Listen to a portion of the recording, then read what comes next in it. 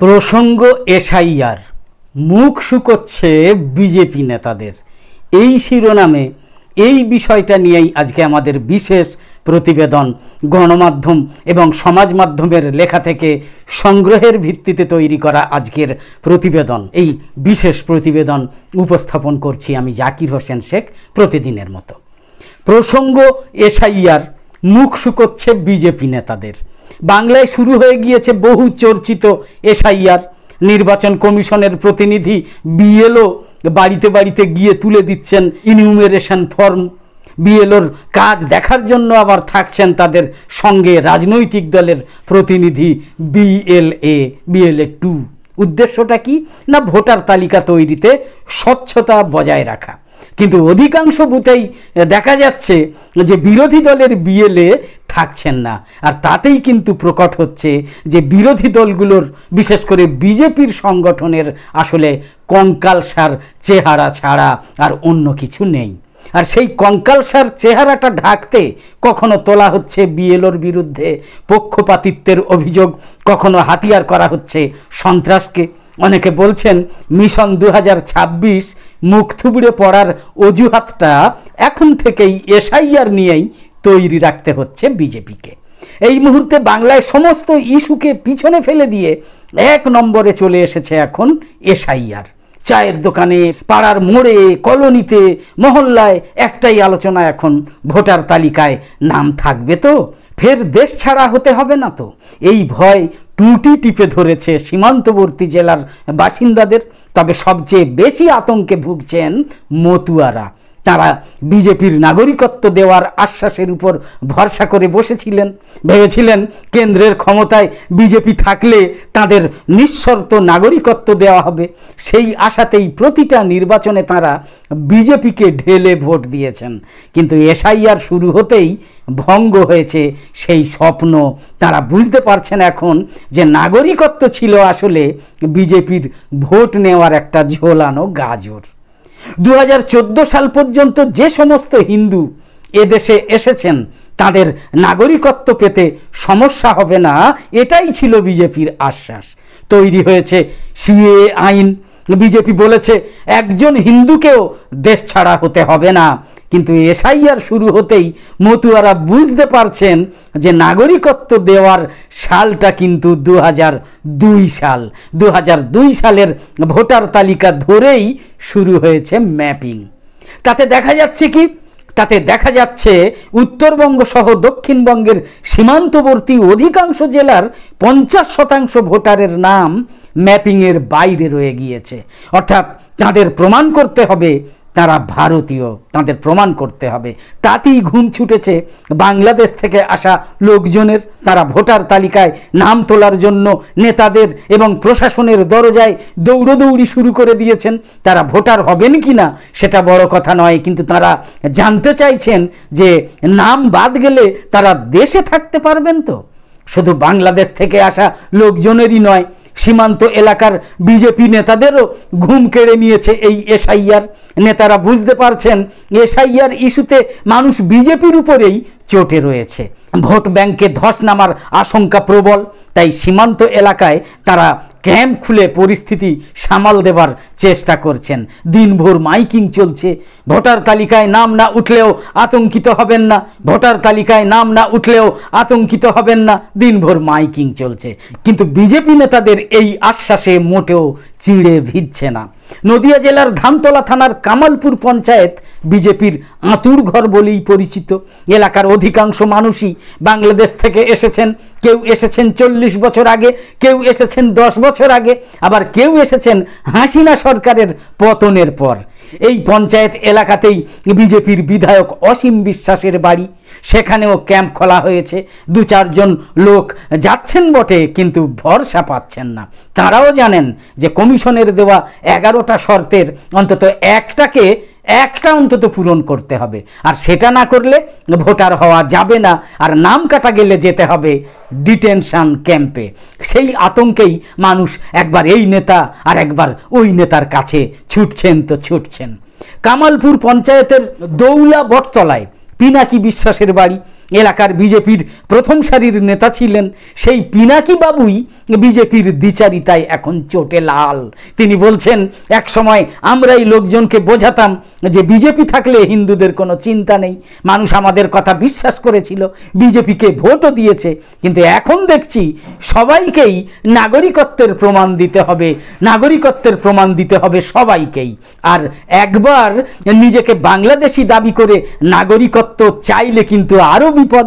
এরপর সরকার যখন বদলাবে তখন তাহলে কি হবে?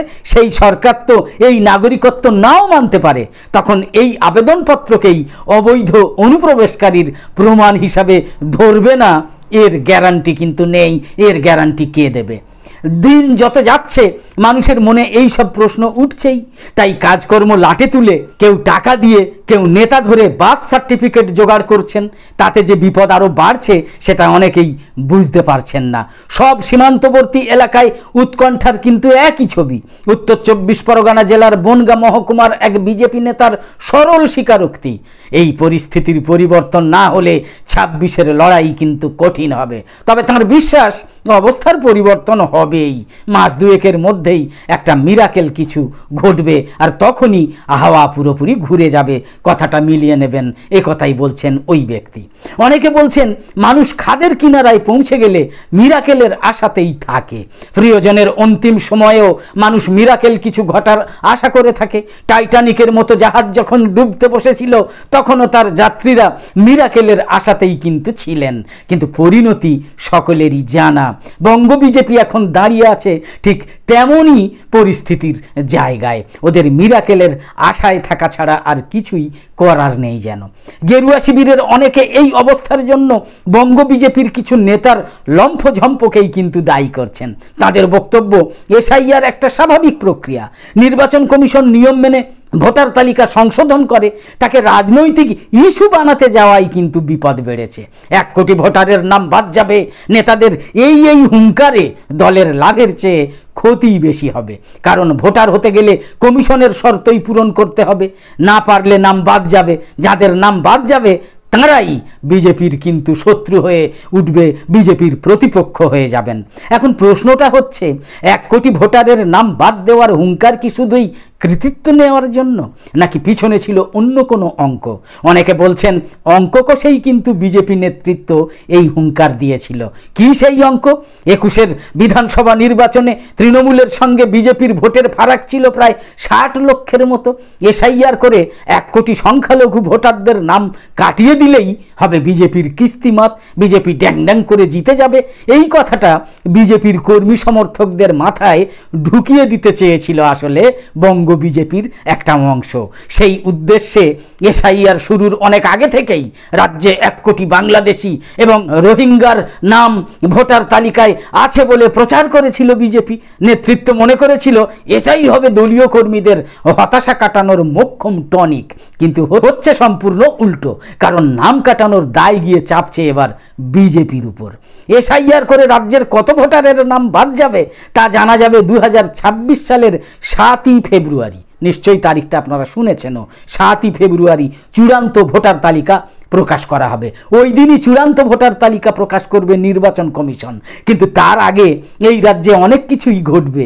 বিএলওদের পক্ষপাতিত্ব, বিএলএদের উপর হামলা নিয়ে চাপানুতরে রাজনীতির বাজার গরম হবে। নির্বাচন কমিশনের বিশেষ পর্যবেক্ষক আসবেন, তার কাছে নালিশ করা হবে, তোলা হবে রাষ্ট্রপতি শাসনে ভোট করার দাবি। তবে আসল খেলা শুরু হবে 9 ডিসেম্বর, চলবে 31শে ডিসেম্বর পর্যন্ত।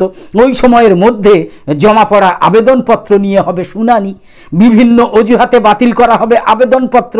তখনই স্পষ্ট হবে পায়ের মাপে জুতো হলো নাকি জুতোর মাপে পা তৈরি করা হচ্ছে।